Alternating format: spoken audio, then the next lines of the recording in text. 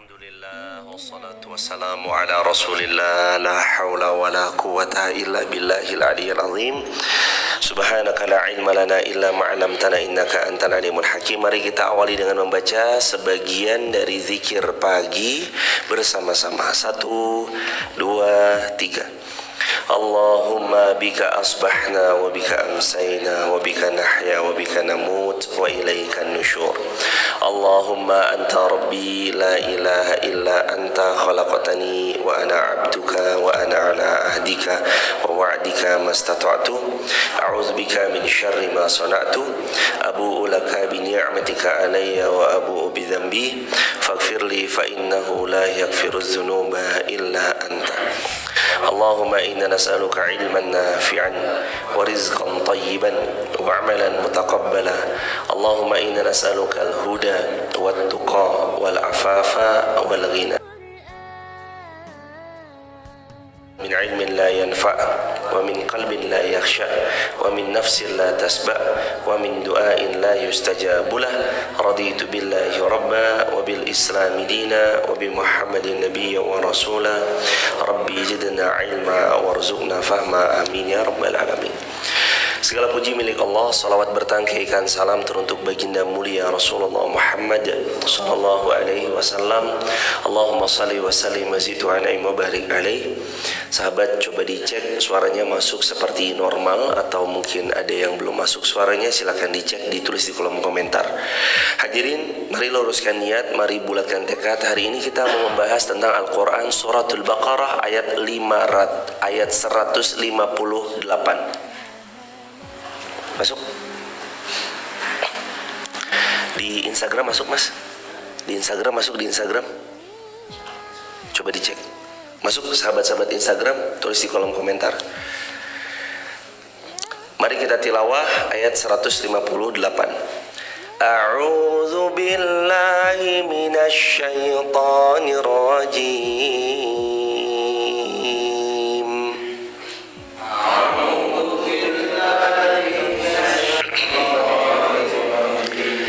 Bismillahirrahmanirrahim.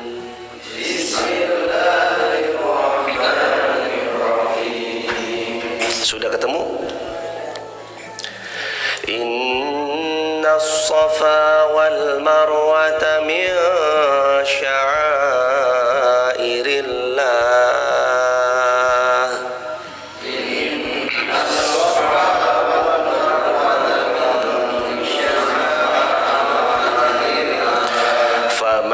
Hajjal baita aw i'tamara fala junaha alayhi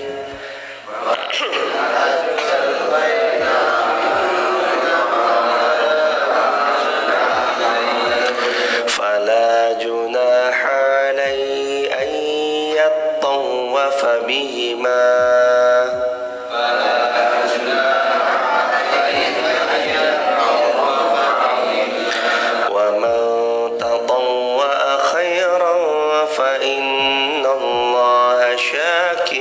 alim.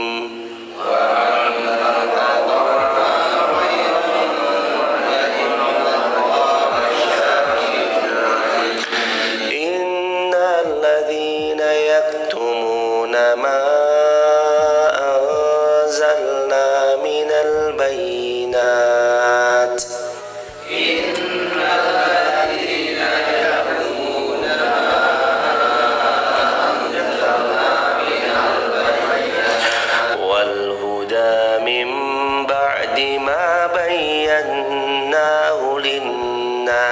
fil kitab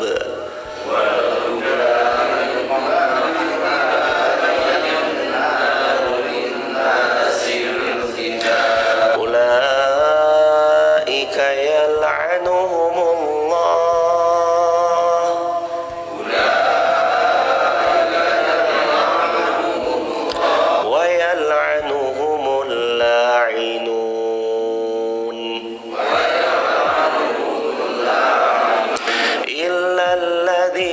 tabu wa aslahu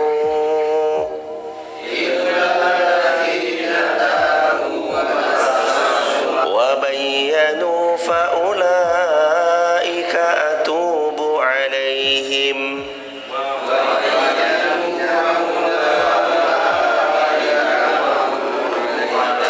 وأنا التواب الرحيم.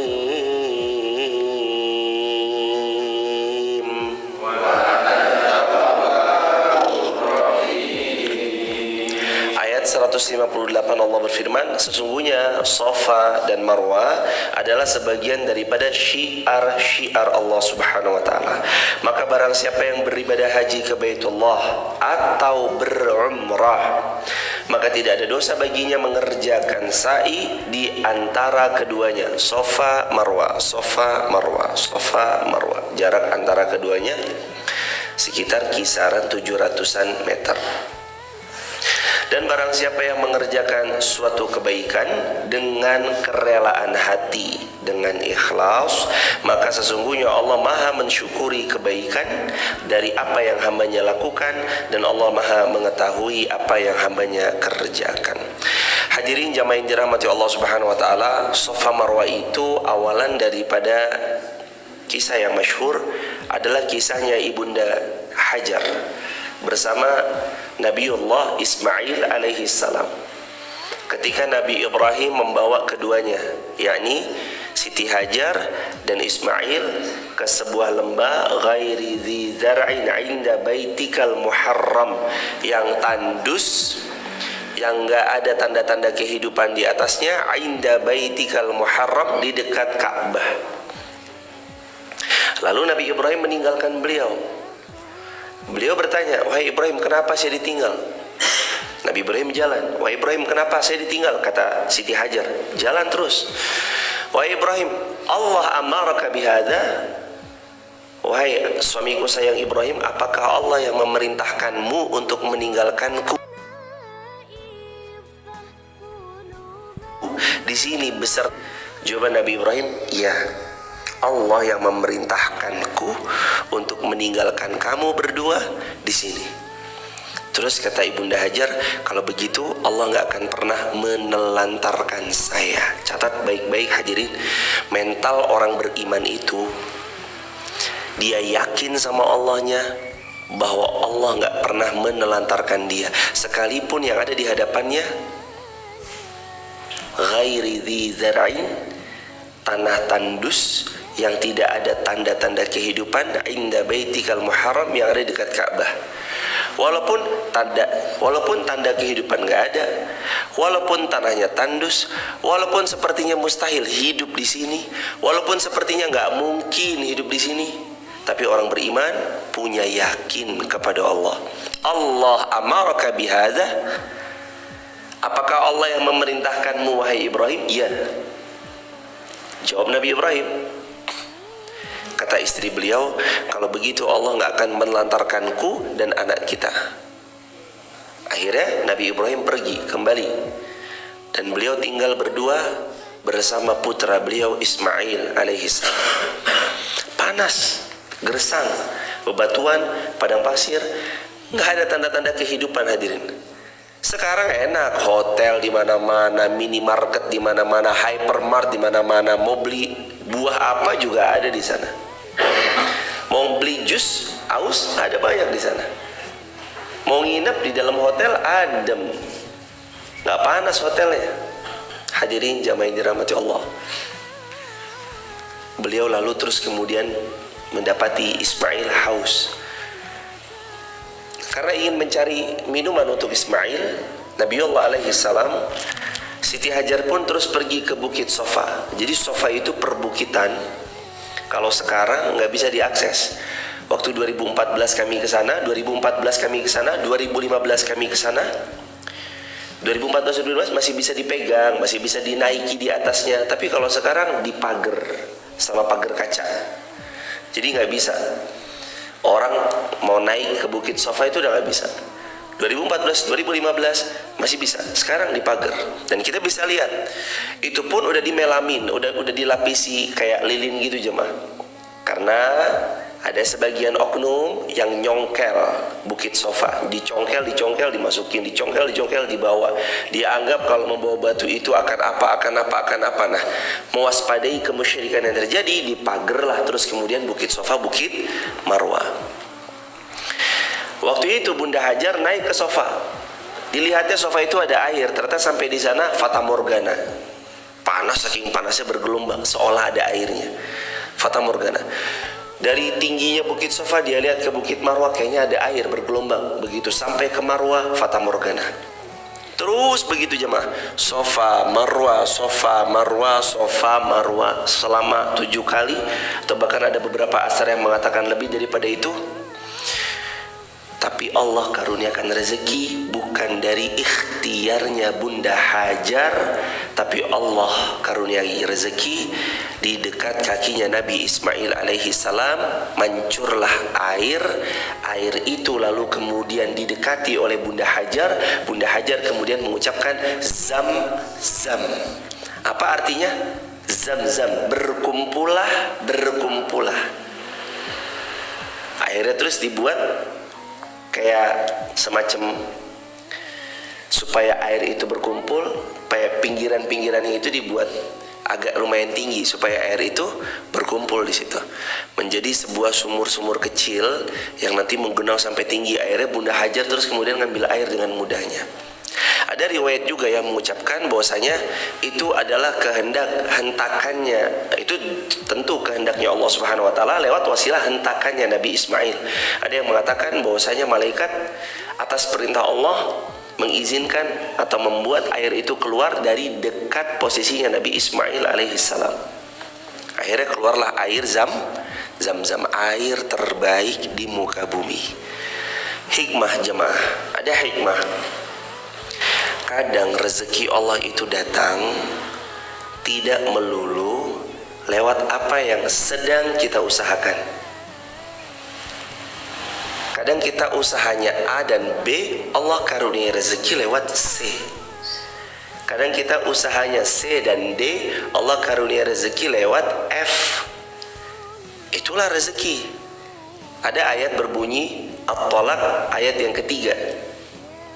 Setelah awalan ayat 2, baris terakhirnya di ayat terakhir ayat 2-nya, wa may yattaqillaha yaj'al lahu makhraja wa yarzuquhu min haitsu la yahtasib. Barang siapa yang bertakwa kepada Allah, syaratnya takwa, yaj'al lahu makhraja, Allah kasih jalan keluar. Wa yarzuquhu, dan Allah pastikan dia akan mendapat rezeki min haitsu la yahtasib, lewat arah yang enggak pernah dia sangka. Siapa sangka jemaah, Sofa Marwah dapat rezekinya enggak disangka-sangka lewat kakinya Nabi Ismail putranya. Tapi itulah sunnatullah. Yang namanya sunnatullah lakukan dulu.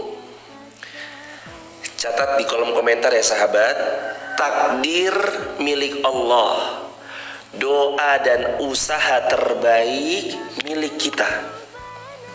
Tulis di kolom komentar, takdir miliknya Allah, doa dan usaha terbaik milik kita. Bunda Hajar itu ikhtiar dulu, nggak serta-merta main, ya Allah keluarin deh, dah terus bermalas-malas ria, enggak. Bunda Hajar mengajarkan pada kita esensi kerja keras, esensi ikhtiar dengan ikhtiar terbaik. Pantang mukmin muslim pemalas itu pantang. Produktif, berikhtiar, usaha, jemput bola, muslim. Bunda Hajar Sofa, nggak ada di Sofa, Marwah. Dari Marwah ngelihat Sofa nih kayaknya bergelombang nih. Marwah, Sofa. Dari Sofa lihat lagi, Sofa, Marwah, Marwah, Sofa, Sofa, Marwah. Terus begitu jemaah.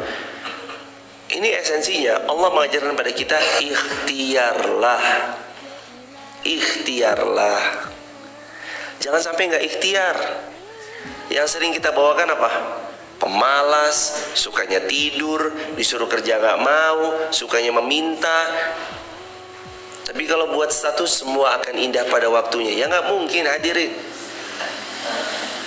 Kerja keras, tanya semua orang yang berhasil dan kita pandang mereka berhasil di bidang apapun dia, itu konsisten yang panjang, bukan umur setahun jemaah. Orang-orang yang berhasil itu menurut kita, kamu hebat, instan ya kamu, yang nggak ada yang instan. Siapapun yang berhasil di bidangnya masing-masing, itu kerja keras, itu konsistensi, itu persisten, dan itu termasuk orang yang tahan banting, dicela kanan, cela kiri, caci maki, dihina, digas terus sama dia. Coba lihat aja orang-orang di sekeliling kita, orang-orang yang luar biasa sukses, powerful ya dia. Itu bukan isapan jempol dalam semalam jemaah. Wah kamu sukses dalam semalam, nggak ada. Perjalanan panjang. Dan itu yang Bunda Hajar ajarkan sama kita. Jangan cuma diam, ikhtiarkan yang terbaik. Jangan cuma diam, lakukan yang terbaik. Jangan cuma diam, jemput bola, walaupun nanti hasilnya bukan pada apa yang sedang kita kerjakan. Sofa Marwah keluarnya di dekat kakinya Nabi Ismail. Allah, itu Allah lah hadirin. Kita nih hari ini ikhtiar aja jemaah yang terbaik. Nggak tahu rezeki Allah nanti datang lewat jalur mana, kita nggak tahu, tapi ikhtiar aja yang terbaik. Kita nggak pernah harapan expect too much pada manusia, pada makhluk, jangan kecewa.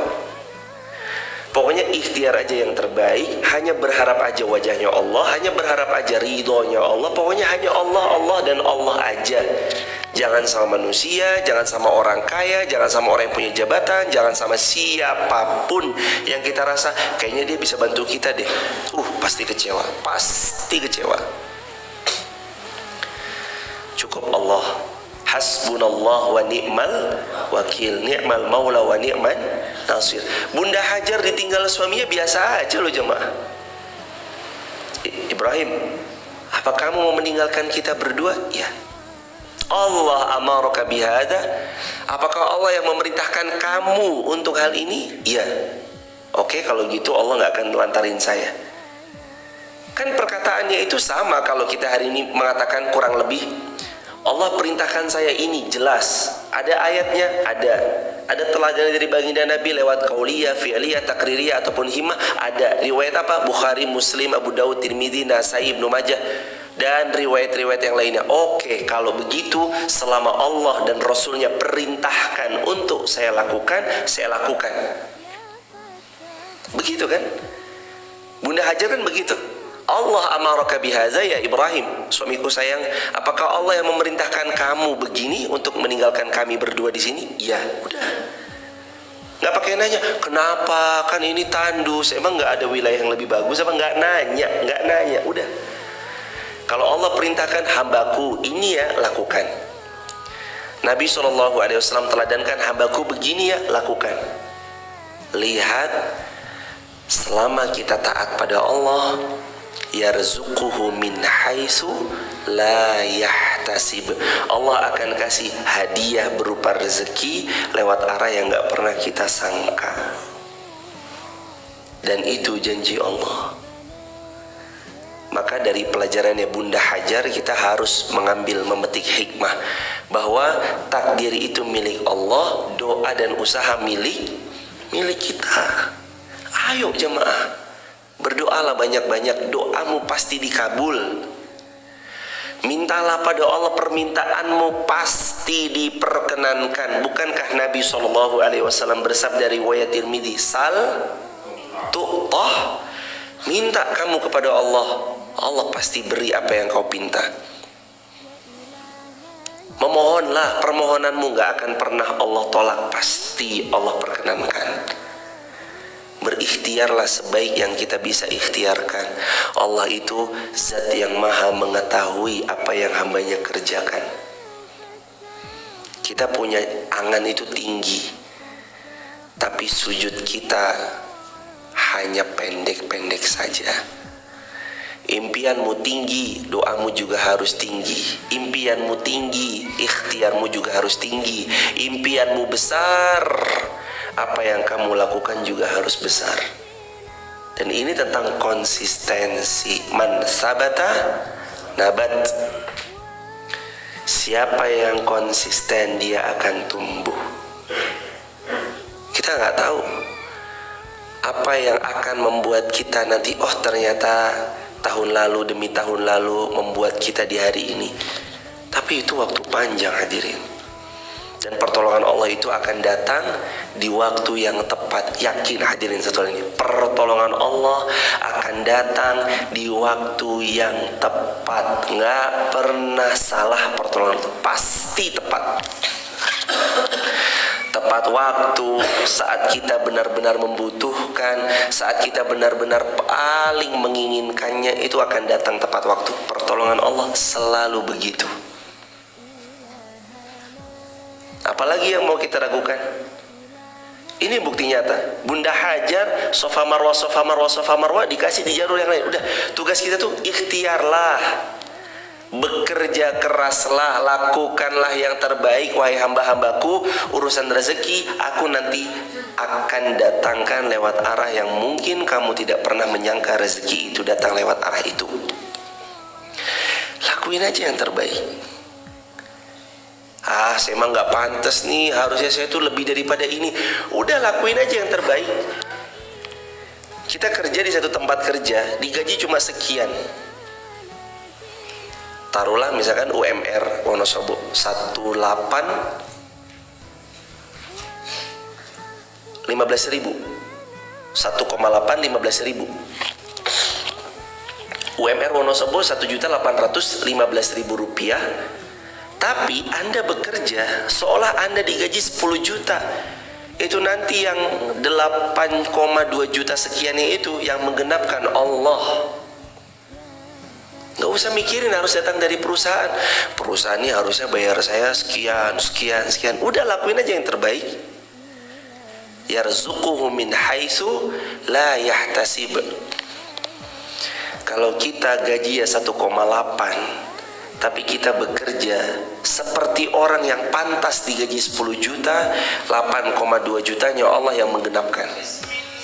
Tapi sebaliknya, kalau kita bekerja digaji 10 juta, tapi lah kok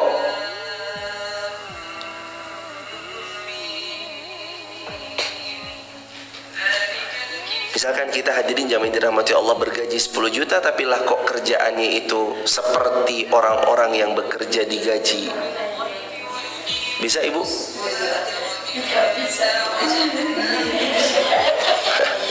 Iya. Udah, alhamdulillah.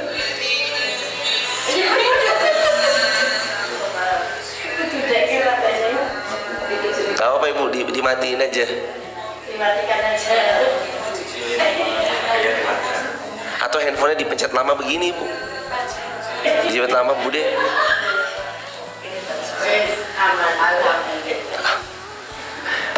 Kembali ke bahasan tadi jemaah. Orang itu kalau mungkin gajinya 1,8 tapi dia bekerja seperti kerjaan orang 10 juta, boleh jadi yang menggenapi itu Allah. Tapi sebaliknya, kalau orang bergaji 10 juta tapi kualitas kerjanya kayak kualitas orang kerja 500.000, 9,5 jutanya itu Allah yang ngambil dengan cara-caranya. Allah itu nggak pernah tidur hadirin. Allah mantau hamba-hambanya, oh ini pantas, oh ini enggak, oh ini pantas, oh ini enggak. Makanya doa dan ikhtiar itu milik kita. Ayo ikhtiar terbaik.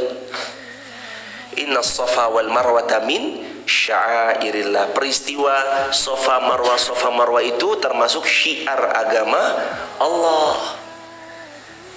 Untuk apa sih ngambil pelajaran dari Safa, dari Marwah? Bukan hanya pelajaran dari bukitnya, tapi juga pelajaran yang terkandung behind the scene-nya, latar belakang. Kenapa nanti kita sa'i Safa Marwah? Itu hadirin. Dan hadirin jamaah yang dirahmati Allah, ketika nanti berumrah, perbanyak doa di Safa Marwah. Kalau nggak bisa karena beramai-ramai Ustadz, karena ini jamaah, karena ini bawa jamaah dan seterusnya, nanti pas terakhir tahallul selesai di Safa Marwah, Marwah terakhir, maka dari Marwah hadapkan wajahmu ke kiblat, berdoalah. Itu tempat mustajab pas kita lagi umrah. Berdoa Safa Marwah, Safa Marwah, Safa Marwah. Dan nanti pas lagi tawaf multazam, setelah Bismillahi Allahu Akbar, itu ada lampu hijau sebelah sini sejajar dengan Hajar Aswad. Setelah mengucap Bismillahi Allahu Akbar, itu multazam sampai ke pintu Ka'bah, tempat di mana mustajab berdoa. Maka berdoalah. Biasanya kami instruksikan jamaah, sebentar lagi ini Hajar Aswad, yuk Bismillahi Allahu Akbar. Udah, setelah itu berdoalah sampai di pintu Ka'bah. Nanti udah jelang pintu Ka'bah, berzikir lagi. Karena itu multazam, mustajab untuk berdoa. InsyaAllah kita semua yang belum haji, belum umrah, Allah mudahkan haji dan umrah. Yang sudah pernah, Allah kembalikan lagi ke Baitullah rutin insyaallah. Amin ya rabbal alamin. Fala junaha faman hajjal baita aw i'tamara, siapa yang haji, siapa yang umrah, fala junaha alaihi ayyat tawafa bihima, maka tidak ada dosa baginya mengerjakan sa'i di antara keduanya. Dan ini perintah. Kalau berumrah, syarat sahnya umrah sa'i. Sa'i itu Safa Marwah selama 7 kali. Safa Marwah, Marwah Safa, Safa Marwah, Marwah Safa, Safa Marwah, Marwah Safa, Safa Marwah, selesai. Tahallul terakhir. Boleh jalan kaki, boleh didorong, boleh pakai skuter. Dan itu termasuk sarana yang sah untuk seseorang sa'i. Boleh didorong, boleh pakai skuter, sewa, ada skuter di sana, atau jalan kaki. Boleh. Kalau yang lebih, bagaimana Rasulullah SAW telah melakukannya, jalan kaki sambil nanti ketika di lampu hijau ada, terus kita mengucapkan Allahumma gfir warham wa anta a'azzul akram, sambil lari-lari kecil. Hadirin jamaah dirahmati Allah, wa man tatawwa'a khairan fa innallaha syakirun alim. Dan barang siapa yang mengerjakan suatu kebaikan dengan kerelaan hati, ikhlas betul hatinya, fa innallaha syakirun, Allah itu zat yang maha mensyukuri setiap apa yang hambanya lakukan. Alim, Allah itu maha mengetahui apa yang kita kerjakan. Jadi kalau kita berbuat baik, Allah maha mensyukuri. Manusia nggak ada yang standing applause, wah.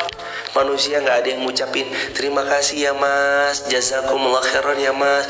Manusia bahkan pun nggak ada yang tahu tentang amal soleh yang kita lakukan, Allah tahu.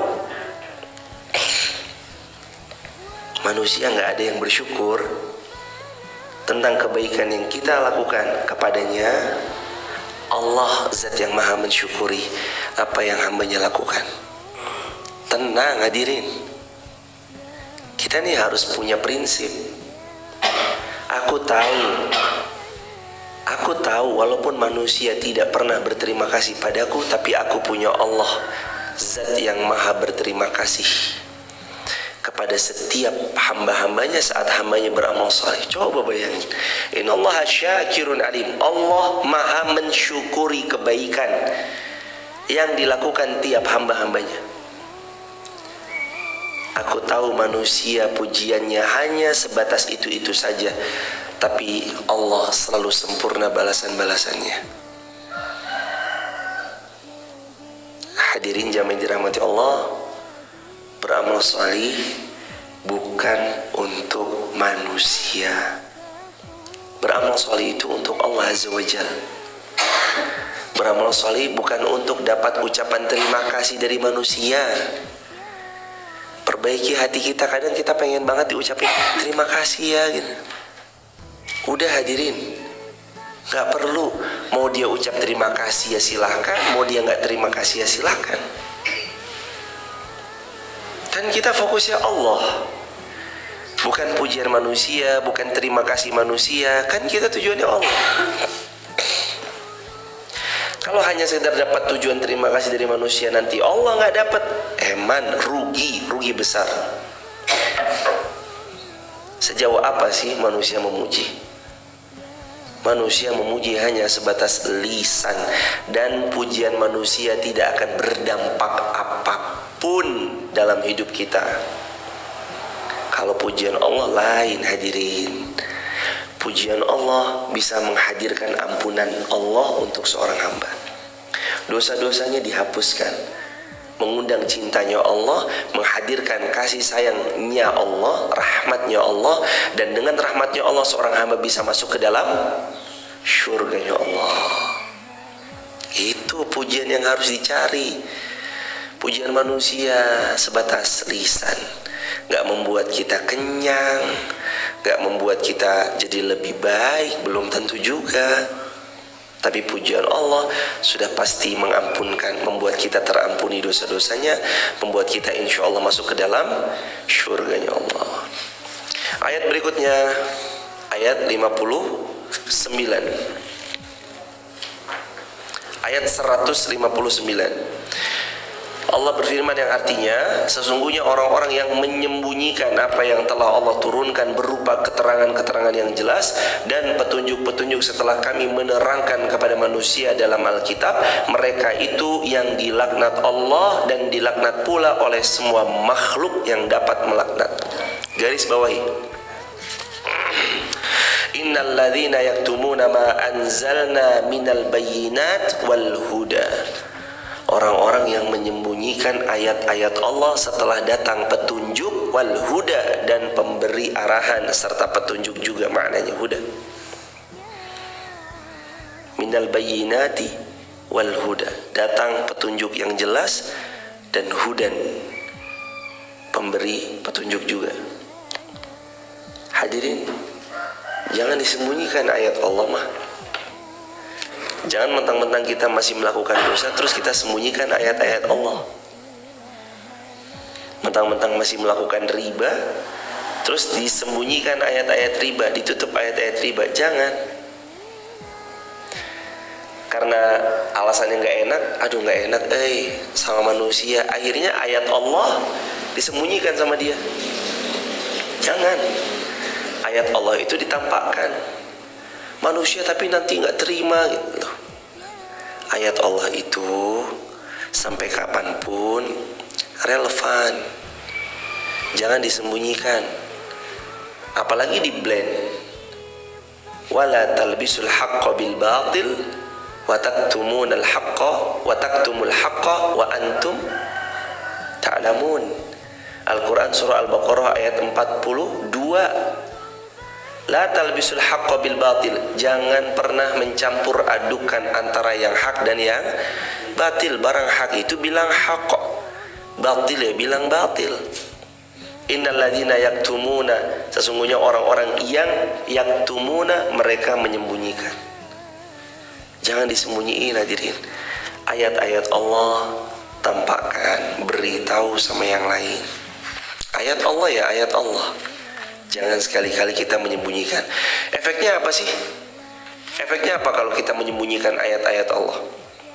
Mereka itulah yang dilaknat Allah. Satu, dapat laknat Allah. Dua, dilaknat juga oleh semua makhluk. Dilaknat Allah dan dilaknat oleh semua makhluk-makhluknya Allah.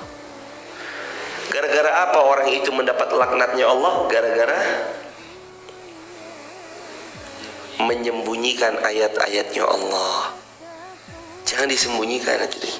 Sekali lagi saya mengulangi, kalau kita belum melakukan apa yang Allah telah firmankan, yang disalahin itu bukan ayatnya, tapi kitanya sendiri. Kenapa kok belum melaksanakan perintah Allah?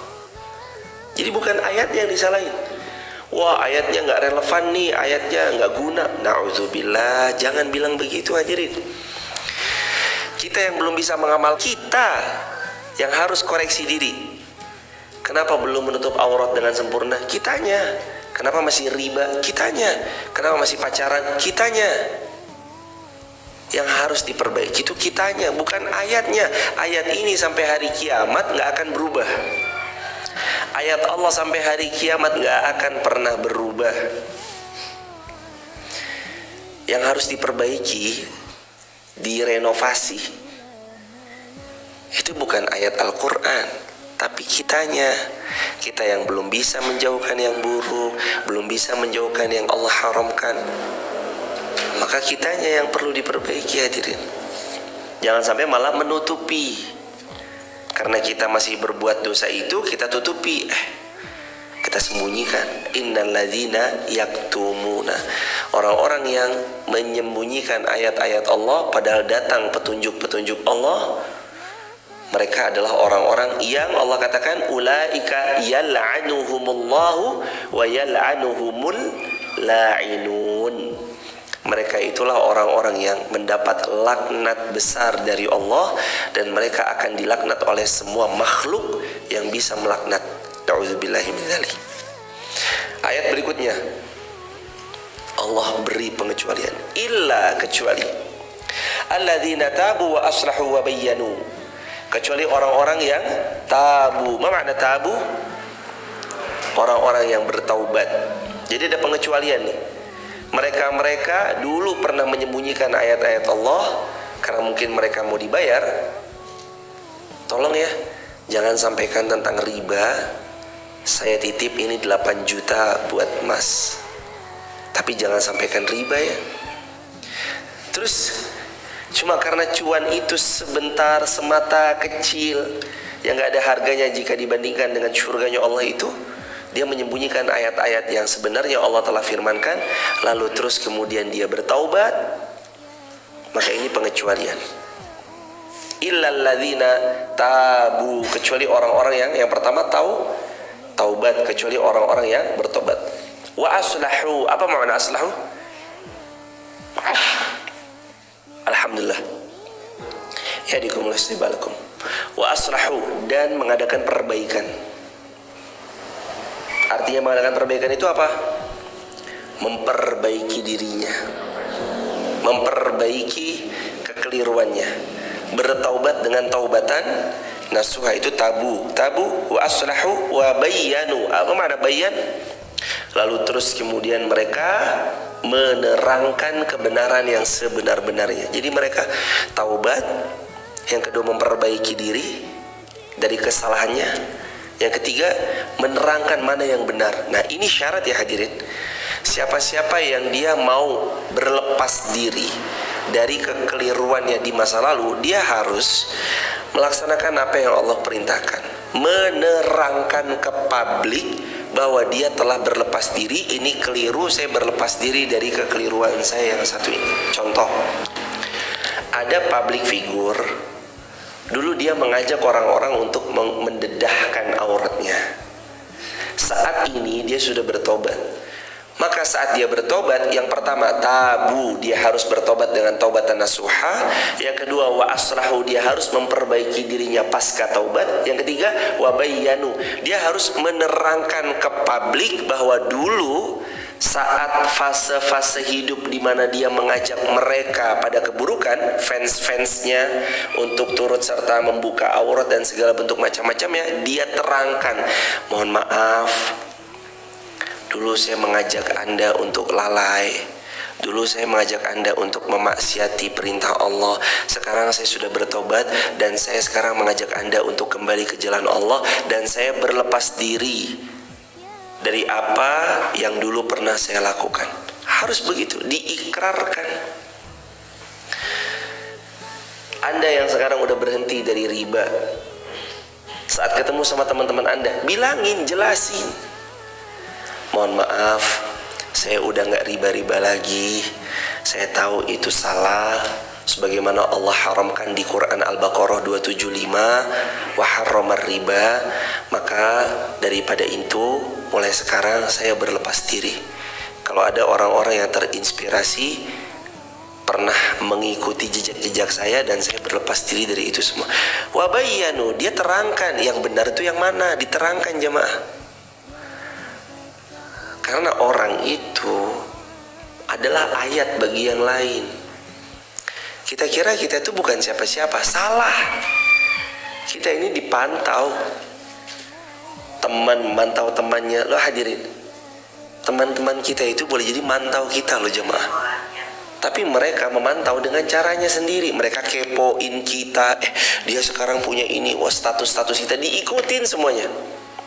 Status WhatsApp-nya diikutin, postingan di Instagram, Facebook, TikTok lah, atau apapun diikutin. Terus wah perkembangannya ini, sahabatku perkembangannya ini. Mereka nggak nyapa, tapi mereka ngikutin. Itu ada loh jemaah. Dan di antara mereka boleh jadi ada yang tidak menyapa kita di sosial media ataupun WhatsApp, tapi mereka menjadikan Anda sebagai inspirasinya. Itu bisa jadi.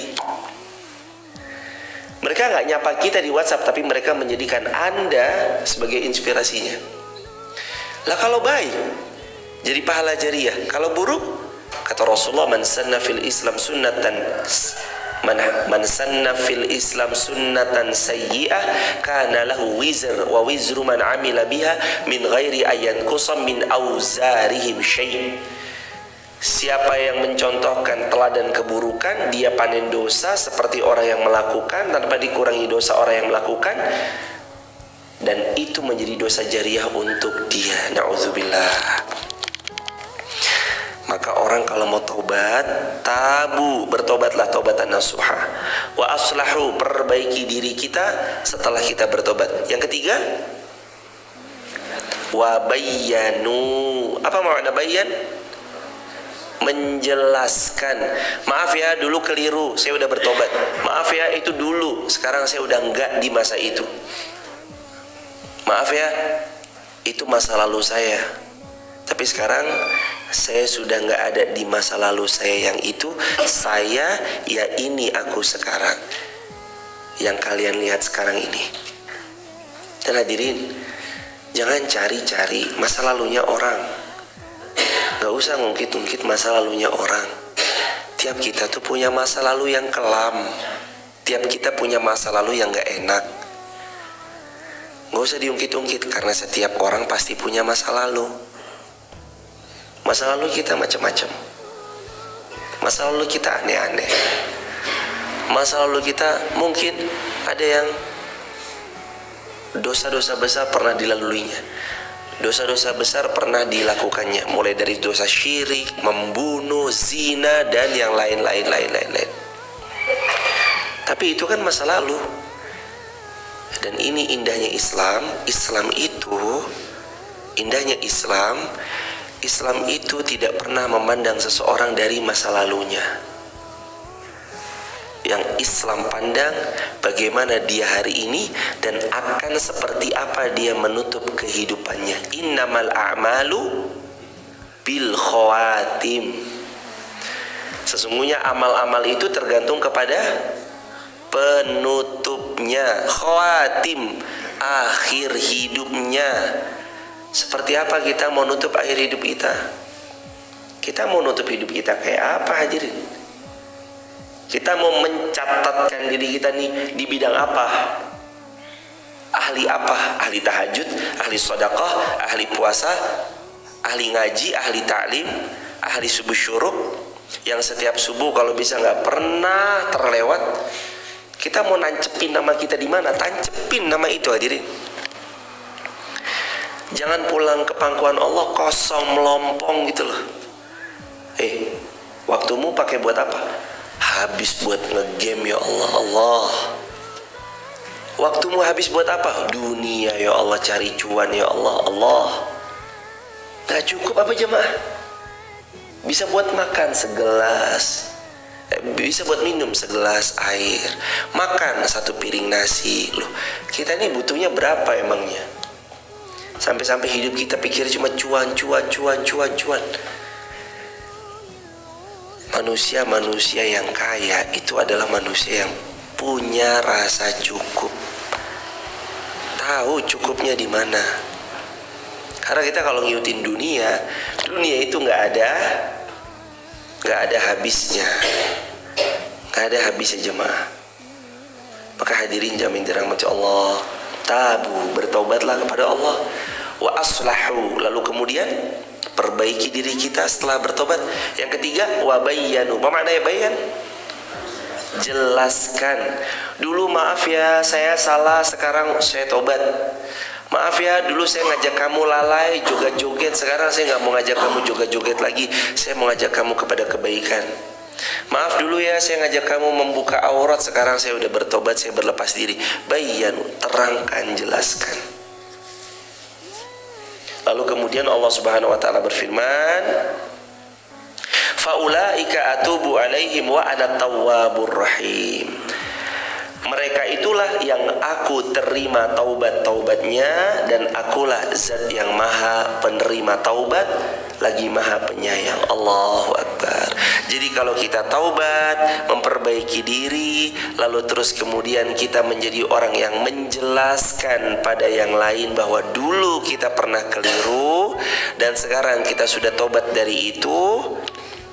Aku terima taubat hambaku yang itu, dan akulah zat yang maha penerima taubat lagi maha penyayang. Itu Allah. Allahu Akbar walillahil hamd. Allah terima taubat kita, Allah sayangi kita, Allah zat yang paling sayang sama kita. Hadirin jamaah yang dirahmati Allah, ini sedikit ayat yang bisa kita bahas. Besok insya Allah kita bahas di ayat yang ke-161 dan seterusnya. Bagi sahabat di TikTok dan sahabat sosial media lainnya, kalau ada yang mau bergabung di grup WhatsApp kajian kami, maka sahabat bisa tap link di bio, sebut nama, asal kota, asal negaranya. Itu ya jamaah, barakallahu fikum. Terakhir sebelum tanya jawab, kita ulangi syarat Allah terima taubatnya seorang hamba. Al-Quran surah Al-Baqarah ayat 163. Yang pertama, taubat. Yang kedua, wa aslahu, perbaiki diri setelah bertobat. Yang ketiga, wa bayyanu, jelaskan pada followersnya, pada orang yang membersamainya, kalau dulu adalah maksiat dan sekarang dia berlepas diri dari perbuatan itu, sekarang dia sudah bertobat. Supaya kalau dia adalah orang yang punya banyak basis massa, fans-fansnya itu nggak ngikutin kesalahannya, followersnya itu tidak melanjutkan kesalahan-kesalahan yang dulu pernah dia lakukan. Begitu hadirin. Barakallahu fikum. Mari kita buka tanya jawab.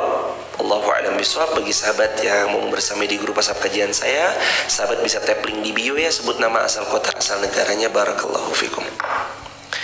Ada pertanyaan? Mas Adi, silakan. Pertanyaan dari Tinta_Fitria. Izin bertanya Ustadz, kalau sholat taubat baiknya dilaksanakan kapan? Jazakumullah khair. Dari siapa?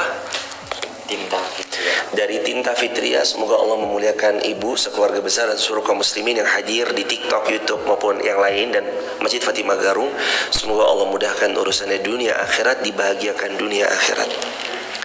Kapan waktu yang tepat untuk sholat taubat? Sholat sunnah taubat itu sholat sunnah 2 rakaat, tujuannya bertobat kepada Allah, meminta agar Allah terima taubat kita, dan meminta agar Allah menolong kita supaya nggak mengulangi perbuatan dosa di kemudian hari. Kapan waktunya? Bisa kapan aja, kapanpun bisa, kecuali di waktu-waktu yang Allah haramkan.